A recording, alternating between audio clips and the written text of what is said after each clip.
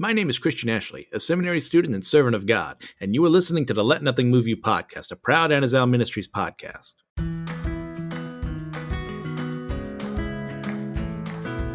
Welcome back, everyone, to the next episode of the Let Nothing Move You podcast. I'm your host, Christian Ashley. As we continue on through the book of Matthew, today we're going to be in chapter 17. But before we head that way, I do want to say thank you to everyone who sent out the birthday wishes. It's very appreciated. It was a very fun week I had with family and friends, and just got to enjoy, the bounty that God has given me. And that's something to be reminded of, that I should be mindful of, is what I should say, more often than I do. And at the end of the day, I'm very grateful for what I do have. There are places I'd rather be right now. There are things I'd rather be doing. And yet at the end of the day, God has me here. And I need to be content with that. I need to be prayerful about what he has me doing while I'm here versus where I see myself. And you know what? We're all in the process of learning. And I'm just grateful that he's patient. I'm grateful that he's loving and that he hasn't given up on me. So before we go any further, why don't we just go ahead and get into Matthew 17. We're going to start today in verses 1 through 13. And after 6 days, Jesus took with him Peter and James and John his brother, and led them up a high mountain by themselves. And he was transfigured before them, and his face shone like the sun, and his clothes became white as light. And behold, there appeared to them Moses and Elijah talking with him. And Peter said to Jesus, Lord, it is good that we are here. If you wish, I will make 3 tents here, one for you, and one for Moses, and one for Elijah. He was still speaking when, behold, a bright cloud overshadowed them, and a voice from the cloud said, This is my beloved Son, with whom I am well pleased. Listen to him. When the disciples heard this, they fell on their faces and were terrified. But Jesus came and touched them, saying, Rise and have no fear. And when they lifted up their eyes, they saw no one but Jesus only. And as they were coming down the mountain, Jesus commanded them, Tell no one the vision until the Son of Man is raised from the dead. And the disciples asked him, Then why did the scribes say that first Elijah must come? He answered, Elijah does come, and he will restore all things. But I tell you that Elijah has already come, and they did not recognize him, but did to him whatever they pleased. So also the Son of Man will certainly suffer at their hands. Then the disciples understood that he was speaking to them of John the Baptist. So following the time of Jesus, asking the disciples about who he really is, Peter giving the right answer, then 5 seconds later, Peter telling Jesus something he shouldn't be doing, and then being called Satan for it, and then Jesus teaching them about how it's time for them to take up their cross to follow him. He leads 3 of the 12 away. Now, why these 3? Why Peter, James, and John? Well, because they were pretty much the inner circle. In a group, you're going to have people who are above other people, not because they're more important or better than them, but because, they're more suited to leadership in that regard.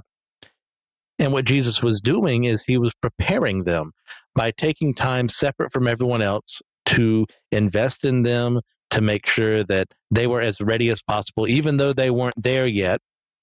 For them, when the time came for him to be gone, they would understand, oh, this is what this event meant.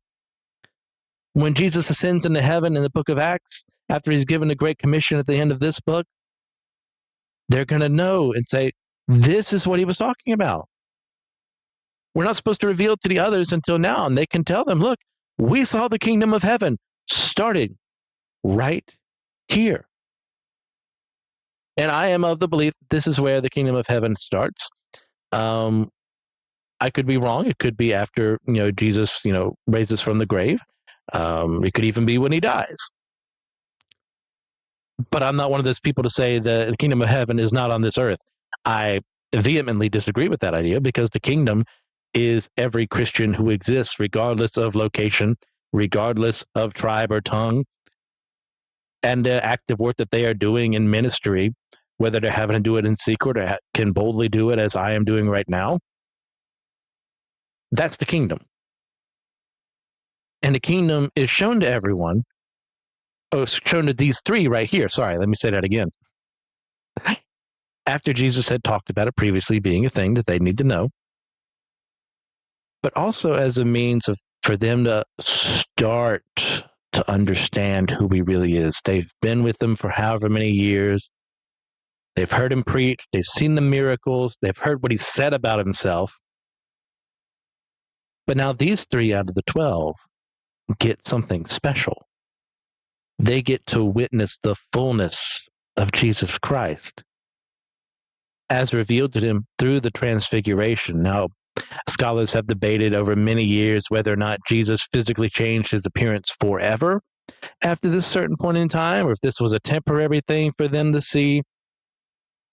We don't truly know. I will say I'm on the more temporarily. They saw the fullness of who he is, that he kept away under the form of man and God to show them the more God part of himself, the 100% God and 100% man that he was. He's showing the 100% God in a way that didn't, break their minds or anything like that. But there are debates against that. I'm not going to say one way or the other whether you're right on that, because at the end of the day, what matters here is what Jesus is trying to teach them and us, and how they and us, how we respond to it. This is earth-shattering. We lose some of the context because we are not Jewish. It's not our fault, except for the fact when people aren't being taught well. That's a separate issue. But from a cultural Jewish context here, this is immensely important. We see pretty much the personification of the law and the prophets submitting to Jesus here. Moses as the author of the law. Yes, God, of course, was the ultimate author, but Moses was the one who wrote it down for the people. Then we have Elijah, who is pretty much the greatest of the prophets, to the point where at the end of the book of Malachi, when he's saying Elijah will come back to you, that's because all the Jewish people saw him as like the greatest of the great. They weren't expecting Ezekiel to come back, or they weren't expecting Zechariah to come back. They were expecting Elijah to come back because of his boldness of faith, because of the hard work that he had done alongside God in bringing some people to some saving faith in the midst of the oppression of the cult of Baal that King Ahab and Queen Jezebel were enacting in the northern kingdom of Israel. And he, of course, is also one of only 2 people to have ever never died. The other, of course, being Enoch, and we discussed him a little bit back in Genesis. But the important part here isn't the feats, it's what is the expectation of the Jewish people. And Jesus is showing that these 2 men who embody these aspects, I said personification of them, and I kind of almost mean that literally, in that they're not literally, the text or the preaching, the prophesying, but they are the embodiment of both for the people, in the fact of what they represent, and the fact of what they've done, and the fact of hundreds of years later, the Jewish people are still being impacted by them. So for them to talk to Jesus and be seen as lesser than him shows something. He's better than them. And they don't fully get it yet, but they get a little closer here, because Peter, being Peter, starts off putting his foot in his mouth, saying, hey, we'll make tents for all of you. One for you, one for Moses, one for Elijah. He's thinking, oh man, Jesus loves me already. But could you imagine if I tell everyone else, oh, I made a tent for Moses and Elijah. Don't you think God favors me more than you idiots? It's not explicitly said in the text, but knowing Peter as we do, you can definitely feel there's a little bit of that pride and arrogance seeping in, thinking, I'm going to stake my claim here. I'm going to be better than James and John. I'm going to be better than the other 9 disciples. I'm going to be better than the other followers of Jesus. But what does Jesus do with them? For the moment, nothing, because the Father speaks first in answer to Peter's suggestion. He points figuratively to Jesus, says, this is my beloved Son, with whom I am well pleased. Listen to him. And upon hearing the voice of God, what do the disciples do? The smart thing. They get down on their hands and knees in fear and trembling, because God is directly speaking to them. And you know what? That should be our response too, to an extent. God speaks to us. God will speak to us in some way, shape, or form. It could be through a suggestion that comes pop in our mind, or we could literally hear him. Or it could be through someone in our lives speaking the truth that God has given them. Either way, we should be in awe and show reverence to what is being told to us. Whether it's a whisper, whether it's a loud booming voice, whether it's someone in our lives who's been praying and they have the answer for us to the question we didn't even ask. There should be a reverence to that. And so they get down on their faces, terrified, but they don't remain there, because this is when Jesus speaks up. And he even touches them. Like, look, rise and have no fear. And when they're able to do so, to see that Jesus is the only one left. Because Moses and Elijah served their role. They're not as important as Jesus is. They've seen the fulfillment of the Old Testament. Everything that Moses and Elijah worked for is right in front of them in Jesus Christ. Every hardship they endured, every plague, every disaster, every time of fear and wanting to die means nothing. Now that they have the certainty. The work they did meant something because it led to this moment. And the disciples almost get it. They're so very close. They recognize, wait, oh, this is saying something special about Jesus. But also to curb them, because he knows who they are, know they're kind of gossipy hens. Jesus tells them not to tell anyone until the Son of Man is raised from the dead. This is still a time when they don't believe that's going to be a thing. They don't understand that Jesus has to die, even though he's said it multiple times. But they're going to listen. But they're also confused, because as has been preached for 400 some years, before the Messiah comes, Elijah is going to return. And so that we also lose a bit of context there, being Gentiles, for the most part of my listening audience, I'm fairly certain. And that this isn't taught to us because, well, we've already had the Messiah come. But for them, this is a huge part of their desire. They're wanting, their adoration for God is knowing that God is going to send Elijah again, heralding the Messiah. But Jesus, even though they should already know the answer, helps them figure it out. Elijah already came, but they didn't recognize him. And they did whatever they pleased to him, i.e., they murdered him. Just as he suffered, the Son of Man will certainly suffer. And they understand the first part, that he was talking of John the Baptist. But they don't explicitly understand the second part yet. Now we can get frustrated with them. We can say, can't you idiots understand what Jesus is saying? But Jesus chooses not to focus on that. He knows they don't get it. But he is pleased with them in that they got something out of this. And he also knows that these three men, when the time comes after the crucifixion, are going to do extraordinary things, and they're going to recall this story to their fellow disciples, to the fellow believers, and they're going to understand it too, because the timing is going to be right then. It's not right now for them to speak. But later on, when the time is right, they'll be able to say everything they need to. It's going to enrich the body, and it enriches us. Because, yes, even though we are far removed from these events, yes, we were not raised to understand rabbinical law, we still get to reap the benefits of this and go, oh, you mean when I read the Old Testament, like we did with the Pentateuch and like we'll do with the historical books and then the book of prophecies, the prophetical books, that this was all leading up to this? Yes.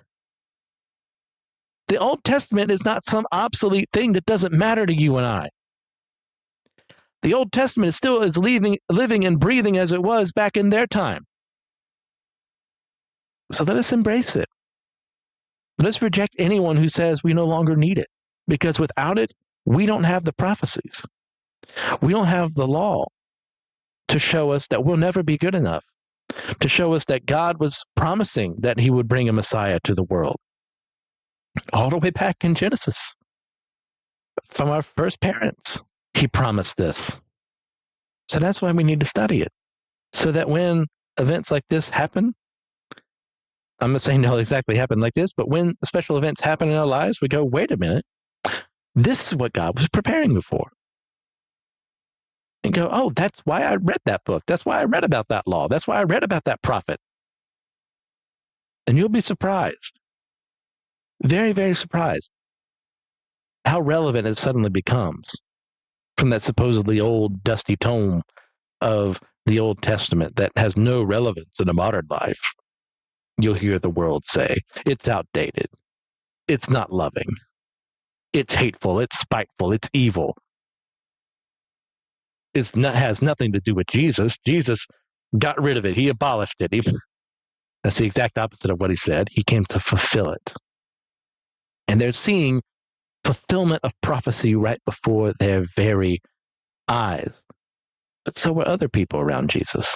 Now, obviously, they didn't see the Transfiguration, but they've seen other prophecies fulfilled in front of their eyes. The blind healed. They can see. The deaf hear. Demons are cast out. Wisdom is being spoken to the people. Truth is being spoken to the people. God is redeeming his own. He's forgiving the sins of men for the many evils that they've done. And yet they don't fall down on their faces in fear, in trembling. May it never be said of us that we failed to respond correctly. May it never be said of me. If I'm doing an honest assessment of myself, yeah, absolutely. It should have been said of me multiple times over. But I don't want that to be the truth. I want to move beyond that. May it never be said of me again. May I fall down on my face in fear and trembling, terrified, knowing that I'm with the Savior, and yet at that same time being comforted, being raised up, having the fear removed from me to show he is love, show that he's in charge, he's sovereign, and he has a plan for me and others. And that's a very difficult thing to do right now in the midst of the in-between, in the midst of not knowing where to go from here, what to do. Am I wasting my time sending out this application here? Am I wasting my time serving here? How could I use my time better? What do I need to work on? All the fear and uncertainty that comes from something like that. And I'm sure you guys have had multiple instances of your lives of something, if not similar, but something else that brought those anxieties to you. Like, look, let me tell you, I don't like being in the midst of the in-between. I don't like being in the midst of not understanding. But I do know that I could make it worse for myself if I waste my time in the middle of the not understanding. If I don't spend time praying, if I don't spend time reading the word, if I don't spend time serving. Yeah, I have a lack of clarity on where I'm supposed to be, but why not help other people while I'm here? Because my intent when I find the ultimate goal of the job is to help other people. So why not do it now? Why not love them well now by serving? By looking out for them, by praying for them, by being the ear they need to just talk to, spend time with, rather than just being the misanthropic loner kind of person that I am, little hermit. I could be doing something more productive. And yeah, I am doing something. I'm working with the youth at our church right now. I've gotten involved with a small group at church.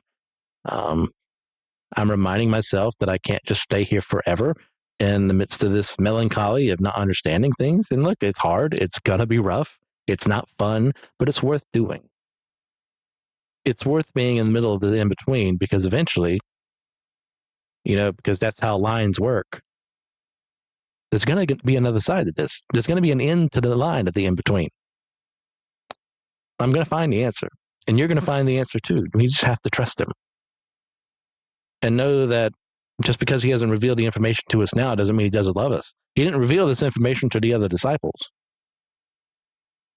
He had Peter, James, and John do that afterward because it was time. So let us trust him that his time is correct and let us submit to it. And we'll go on from there to verses 14 through 21. Now, when they came to the crowd, a man came up to him and kneeling before him said, Lord, have mercy on my son, for he has seizures and he suffers terribly. He often falls into the fire and often into the water. And I brought him to your disciples, and they could not heal him. And Jesus answered, O faithless and twisted generation, how long am I to be with you? How long am I to bear with you? Bring him here to me.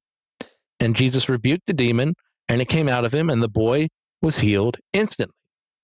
Then the disciples came to Jesus privately and said, Why could we not cast it out? He said to them, Because of your little faith.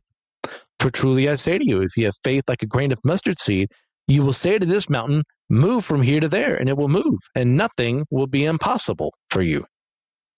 Now, some of you may be saying, Christian, you're missing a verse there. And hold on. I said 21. That is not in my edition as ESV that I have as far as being written inside the text. There's a little note that says some manuscripts insert verse 21, but this kind never comes out except by prayer and fasting. We'll get to that when we get to that. Well, let's start at the beginning. We see a father in need. Like the Syrophoenician woman, like many others before, there is a physical and spiritual need that is not being met. There's peril being brought to a family member. And what does he do? He goes and seeks out help. However, the first people he goes to fail.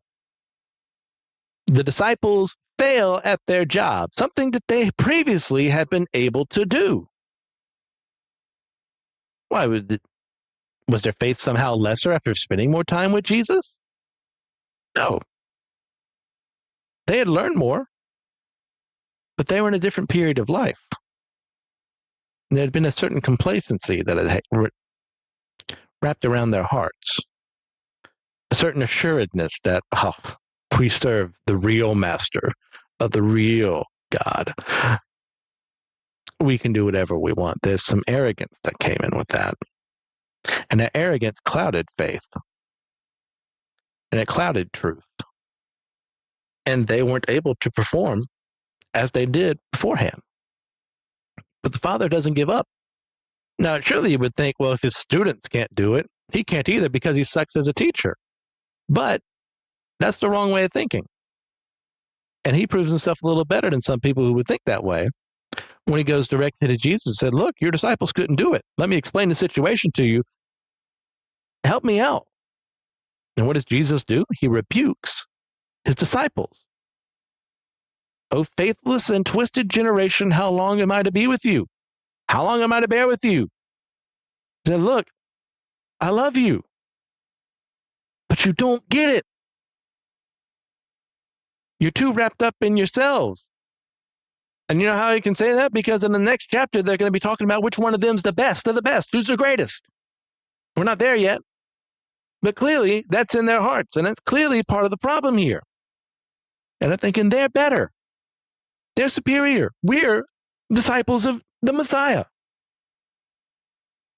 We're going to be honored and glorified in the new kingdom that he's bringing. Not knowing that part of being honored is going to be persecution. It's going to be experiencing times of doubt and fear and unbelief. It's going to be times of pain and suffering. They're thinking they're going to be on the top. They're going to be the best of the best. They'll be advisors, students, leaders, serving under the Messiah. And the people will be looking up to them saying, praise you for being among the best, for knowing who Jesus was before we did. And that pride and arrogance twisted around their brain, their heart, to make them useless. So Jesus calls them out, faithless and twisted generation. And unfortunately, this is very true of certain people in the church today. people who are saved. And yet at the end of the day, end up where the disciples did because they focus on self and glorifying themselves and showing off their prestige and their accomplishments and their accreditations or whatever. And it makes their witness falter. It makes their ability to do their job weaken.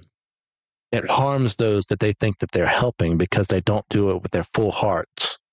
They don't do it with hearts of submission and humbleness. They do it out of hearts of arrogance, ego, pride. And look at me, look at me, look at me. Rather than, no, don't look at me, look at him, look at him, look at him. And no wonder Jesus gets so angry with them. He expects this out of the Pharisees because they're foolish. They're unwise. They're only wise by their own acceptance of the idea of what wisdom is. But the disciples know better. They've done this before. They had faith. They saw people saved from this. Lives changed. And yet here we are now, and they can't get rid of one simple demon? How do you think you're going to lead the church? How do you think you're going to lead people to know me if you can't even do this simple thing? And yes, exorcism, true exorcism, is a simple thing. You tell the demon, get out. And if you're his, and if your heart is right, game, set, match. There is no extra 45 minutes left to the movie. It is anticlimactic. The demon leaves. And yet they can't even do this simple thing. So how could they ever think they'd do the more difficult thing of leading a church and leading the people to Jesus? No wonder he's so angry with them. He knows he's not going to be there forever. He also knows that they're going to get there. But part of them getting there is him being harsh with them, is him not babying them, saying, oh, you'll get it, my precious little sweeties. Oh, one day, you're in rebellion right now. You don't get it, but you'll get there. Say, no, shape up, buck up, man up, do your job. Know what you're supposed to be doing. Quit relying on yourself, rely on me. And what does he do? To showcase his authority once more? To show them how things are supposed to be done? He goes to the boy, talks to the demon that's possessing him, tells it to get out. And it does. The boy was healed a couple of days from now. No, a week from now, a month from now. No, the boy was healed instantly. Because Jesus had faith. Because Jesus knew truth. Because Jesus knew it was about him and submission to the Father. So it just got done. And you know what? That's how things are supposed to get done. We're supposed to get things done because we know truth, because we know who we work for. We know that we're not number one. Then in submission, we say, yes, Lord, let's do this. And then things, for the most part, get done. Yeah, there are things in this world that get in the way of truth, that get in the way of projects, that get in the way of us being able to serve others. Sure. But let us not be the stepping stone or the hurdle that we have to jump over or the brick wall in our path. No, let us be the one who makes it easier for everyone else by removing those obstacles from the course. I meant stumbling stone, not stepping stone. Oh, well. So what do the disciples do? Well, they ask a genuine question. Like, why couldn't we do it? And Jesus, rebuking them still, tells them, because of your little faith. And this is where we get the great verse about the mustard seed and the faith of being able to move a mountain. If we tell it to move, nothing will be impossible for you. Now we have to be very careful with what's being said here, because people can twist this and say, okay, prove your faith then. Make me a believer today. Or move this building over here to somewhere else. Or turn water into wine. Nothing should be impossible for you. Foolishness. Foolishness. What Jesus is talking about, nothing will be impossible for you when you work for the kingdom. When you're doing the work I tell you to do, nothing will be impossible for you. When you're doing the things I'm telling you to do, mountains are going to move. Lives are going to be changed. Hearts are going to be changed. that you thought couldn't be done. But because you submitted, because you did the work, hearts were changed. Cities are healed. Lives are saved eternally. Because you did what you were supposed to do, because you had faith. And you got to start with that mustard seed idea of it has to start off small. You just get into it. And you go, I don't understand everything. Well, guess what? You don't have to understand everything off the bat. But part of that faith is growing. It's asking questions. It's reaching out and saying, please help me understand this. I don't get it. Why is that verse omitted? Like, it's in my Bible. Why is it in yours? Well, let me tell you. Because it wasn't in the earliest manuscripts, if I'm remembering correctly. This is something that is inserted in other copies that we have, later copies of the Gospels, of the Gospel of Matthew. And that is something I had to wrestle with a lot when I was in seminary, because normally I would have just preached from that and gone on with my day. But I was challenged by my New Testament professor and a couple of others who said, no, I would never teach a verse like that one. It wasn't in the original manuscript. It wasn't written by Matthew. And I go, huh. You know, I intellectually, I knew that. Logically, I knew that. But it didn't click with me until it was said. Oh, yeah, Matthew didn't write that. Someone else did years after the fact. That doesn't belong there.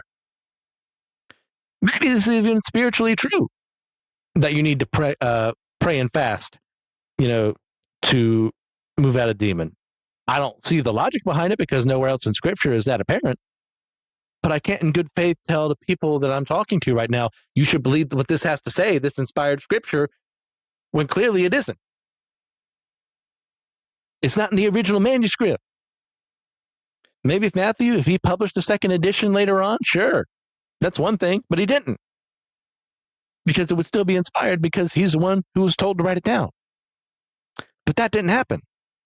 Someone else, probably well-meaning, probably someone who had full faith in God and thought, well, maybe I'll explain it a little better if I add this in there. Not knowing that they were causing problems. Maybe that's naive of me to say. Maybe someone did it maliciously to mislead others. I don't know. I don't know who it was. I know it's not Matthew. And therefore, because it's not him, it's not inspired. So I do not preach from it. And that'll be a little more apparent when we do get to Mark and John, as there are certain sections there that weren't in the original text. And I'm going to mention them. I'm not going to preach them because they weren't in the original manuscript, because they're not inspired. And that's something you have to ask yourself as you're growing in your faith, as you're growing from that mustard seed of Scripture is good. Scripture is something I should be learning from. Good, great starting point. I'm 100% behind you. But you have to have discernment. And that's part of maturity. That's part of growing in faith. And not just blindly accepting what's on the page. Well, how am I to trust that Matthew wrote this? Well, let us look at the history. Let us look at the artifacts of translations that we have of the book of Matthew. Where are the earliest ones from? Who's talking about it? And we go to the early history of the church fathers and how they quote from it. Not even 100 years removed from the original date of publication. And yeah, part of that is stepping out in faith and knowing, well, Matthew isn't here. We don't have the number one original document. We do not. Unless it's hidden somewhere, it's highly unlikely. It's probably lost literally to the sands of time. It's probably dust. So there's something to be said about stepping out in faith, knowing that, well, we don't have the original document, and yet I still believe this to be true. I can't prove it's the original 100% document. So what am I supposed to do with that? You have to judge it by itself and by the other editions that we have and by what the church fathers said. And with the discernment that God has gifted us, we have to make a response. And some people are going to give the wrong one. They're going to say, well, it doesn't matter. Someone else put it in. God just puts other stuff in other editions later on. He did it with the temple back in the day after the exile, versus no, it being written by the original authors and then later on being compiled, written down by priests and the like and scribes, not edited, not changed for their sake. So we can get wild ideas about truth and we get lost in the weeds. And that's not where Jesus wants us to go. Yeah, I've kind of gone on the rabbit trail, but it's something that I need us to focus on because I know there's going to be questions out there. Why didn't he mention 21? He said he was going to 21. This is why. It's not in the original manuscript. I don't preach from it. So let us be mindful of that. Let us not lose focus. Let us return to what Jesus says. Have the faith of a grain of mustard seed. Tell the mountain to move from here to there, and it will. And nothing will be impossible for you when you work for the kingdom. Yeah, those words aren't written down there, but they fit everything else Jesus has said. Through faith is working in the kingdom. It's looking out for others. It's emboldening them with scripture. It's emboldening them with truth so that they can go out and do the same.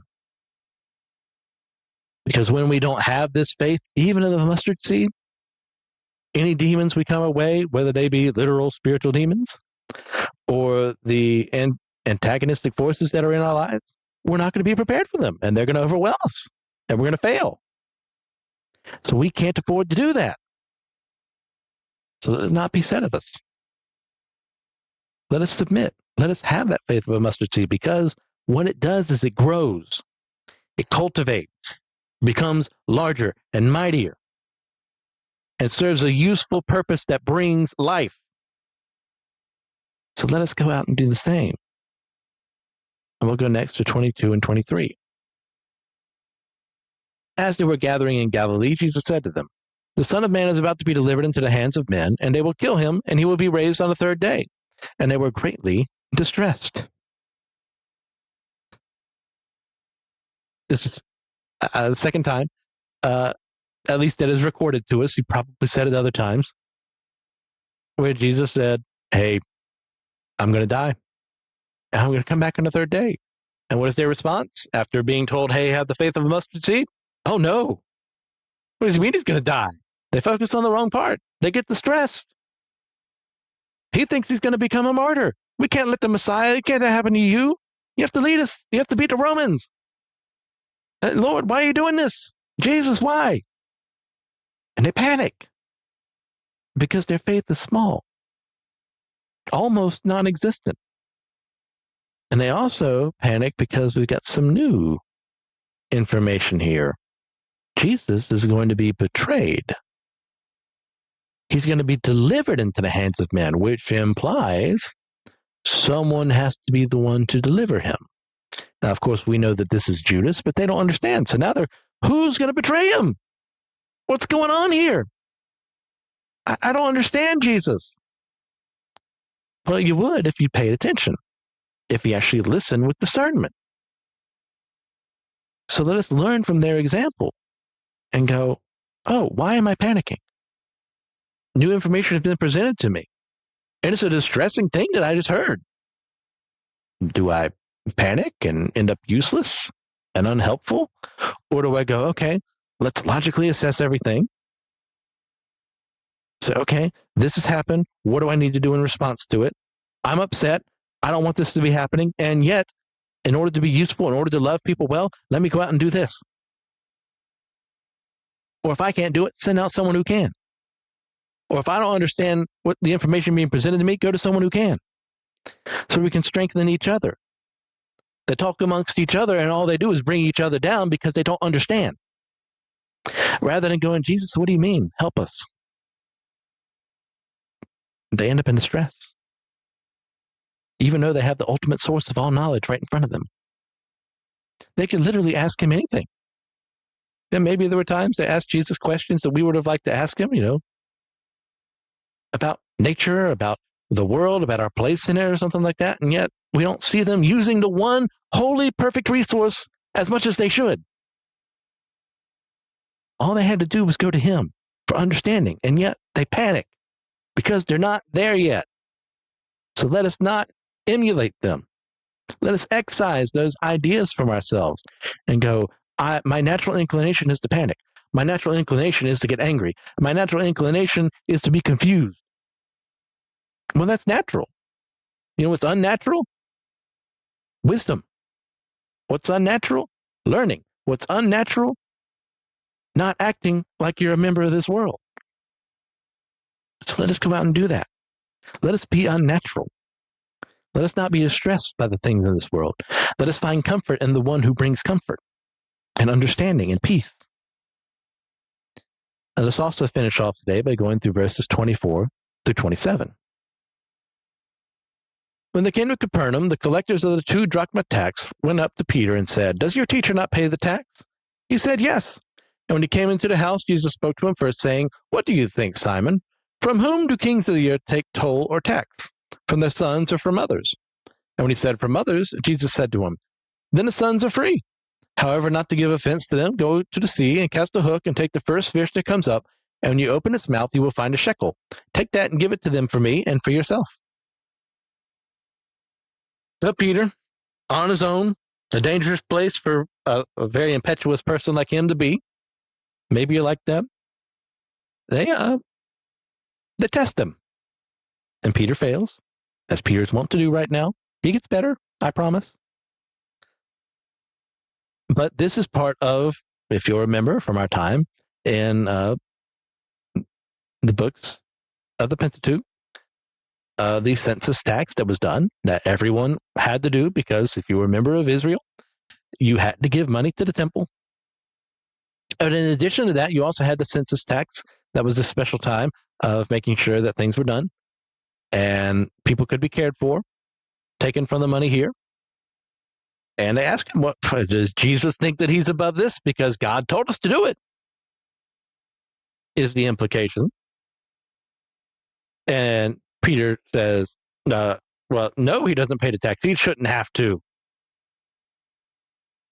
And he fails the test. And Jesus uses this as a teachable moment, because eventually this is going to be done away with.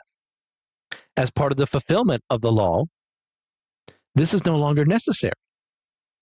But since they're still in a time where this has not been fulfilled yet, what does Jesus do? He says there's going to be a time when it's not applicable because, hey, who do kings take money from? Their sons, the members of their own family, or from others? And he said, Peter rightly says others. Yeah, that's how it's going to be. But right here and now, that hasn't been abolished yet. That hasn't been fulfilled yet, is what I should say. So let us submit to it. So when the time comes and it's no longer applicable, when people ask, "Did you do what you were supposed to do then?" we can say, yes. So not only that, they're asking for a 2 drachma tax. Well, Peter, go out, get a hook, get the first fish that comes out, and there's going to be a shekel. You know what that means? A shekel is about 4 drachma worth. So that means by bringing them the shekel, Peter is paying for himself and Jesus, which shows that Jesus shows submission to the laws of God, even though those that aren't moral, because at this point in time, they're supposed to be followed. But there is a day coming when they won't matter anymore. They're fulfilled. There's no reason to use this tax because the temple doesn't matter, because the presence of God is given to the world rather than being holed up in Jerusalem. We are all going to be sons of the Father, all those who were his. So why would God tax his own sons? And Peter, of course, doesn't truly understand it yet. But what does he do? Does he whine? Does he complain? No, he does what Jesus tells him to do. Good job, Peter. And that's something that we can all learn from, even when we whine and complain. Even when we get things wrong. Well, God says to do something, we don't originally do it. And he says to do it again, what do we do? Or if we misrepresent him, screw things up and give people a poor impression of him, what do we do? We submit to him and we make up for what we did. And Peter does that. Look, praise the good, curse the evil, love them despite themselves. Because if we give up on Peter now, we don't have the Peter of Acts. We don't have the Peter of 1st and 2nd Peter. So let us not do the same for those around us who don't understand yet. Help them to understand. Jesus doesn't say, Peter, you're an idiot, you're a moron, shut up, I'll figure it out myself. No, he says, Peter, let me help you understand. So that later on you're going to get, oh, that's what Jesus meant. Let me help you understand a little bit now, and then later on you'll get even more. Because I'm a good shepherd, because I'm a good teacher, let me help you. And that is what we are supposed to do, to be the good shepherd, to be the good teacher. Yeah, not everyone's going to be a pastor. Not everyone's going to be a small group leader or what have you. But you know what? We're still supposed to teach people. We're still supposed to love them. We're supposed to shepherd them well, the people that God has put in our lives. Who else is going to protect them? Who else is going to love them enough to teach them truth and wisdom? The world isn't, because the world knows nothing of wisdom. The world knows nothing of love. It knows nothing of truth. So let's do what we're supposed to do. Let us love well. And let us learn from our mistakes and intentional choices. Because there's a big difference between the two. I screw up every now and then because I wasn't thinking clearly. And there are other times I screw up because I intentionally did something sinful because that's what I wanted to do. And yet I have to make up for that. I have to ask for forgiveness. Just as much as when I screw up not on purpose and when I screw up on purpose. So let that be another little free lesson there. And that, of course, will conclude our show today. Thank you guys for all that you do. Please, if you get a chance, leave a 5-star review on your podcasting platform of choice. Help us with the ratings there to help us find more people. Feel free to share the show with friends and family members. If you're interested in my own fiction writing, you can find my works at starvingwritersguild.com or on Amazon by searching for the name MC Ashley. If you're all interested in some further solid studies into the Bible and its teachings, then check out the other members of the Anasound Ministries podcasting network. You can find me specifically on systematic ecology, why I don't like, Friday Night Frights, and some joyful noises. You can contact me at letnothingmoviepodcast@gmail.com. I'd like to extend a special thank you to Joshua Knoll for the editing that he does and for the music he has to the podcast. And with all that in mind, God bless you all in accordance to his will, not mine. Allow me one more time to remind you, let nothing move you.